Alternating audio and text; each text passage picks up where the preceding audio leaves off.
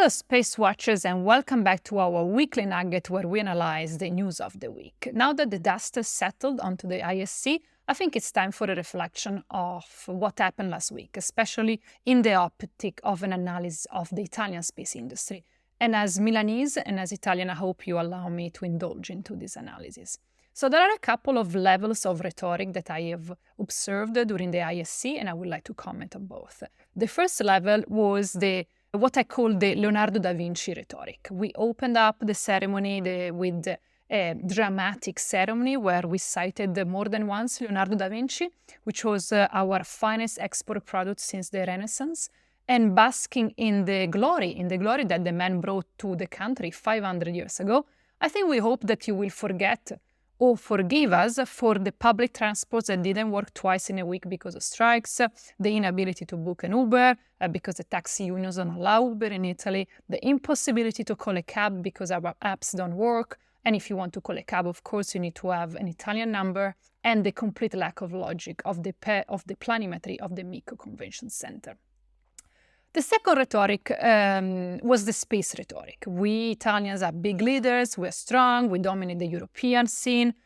Not really. Our minister couldn't even speak English, and his intervention were completely in Italian, and the numbers clearly state that the Italian total budget for space is more or less half of the French one and 2/3 of the German one. And I think both these rhetorics, the Leonardo da Vinci rhetoric and the space rhetoric, merged in an important point that I call detachment from reality. In case of the first rhetoric, the Leonardo da Vinci rhetoric, it seems that we think that it was Italy that made Leonardo da Vinci. Like if Italy holds some sort of sacred water that if you drink it, you become automatically a genius. But truth to be told, if Leonardo was born today, he would probably be born in Cupertino, California, a place with serious investment, accessible resources, and minimal bureaucracy. And I genuinely, sincerely cannot understand how we still believe in this story. When it comes to the second rhetoric, the space rhetoric, my interpretation is that it seems that their managerial ranking, the high-level managers in Italy, think that it's enough to put up some propaganda to convince the rest of the world that yes, we are strong, we are big, we are important. But these are just smoke and mirrors. Again, our budget doesn't compare with France nor Germany. And this is not even the issue, in my opinion, because there is nothing wrong with having a small budget. It's a limitation indeed, but it's not a problem if you use the budget wisely. The problem, in my opinion, in Italy is that there are systematic barriers and bureaucratic loopholes that anyone experiences when it comes to information, communication, and honestly, any practical action whatsoever in this country. And the ISC was the perfect example of it. Any budget in Italy is lost and diluted in a labyrinth of subsessions, subunits, organizers, reports, commission, subcommission. These are hundreds of Chinese boxes placed there to maintain a system that is there to self-feed itself.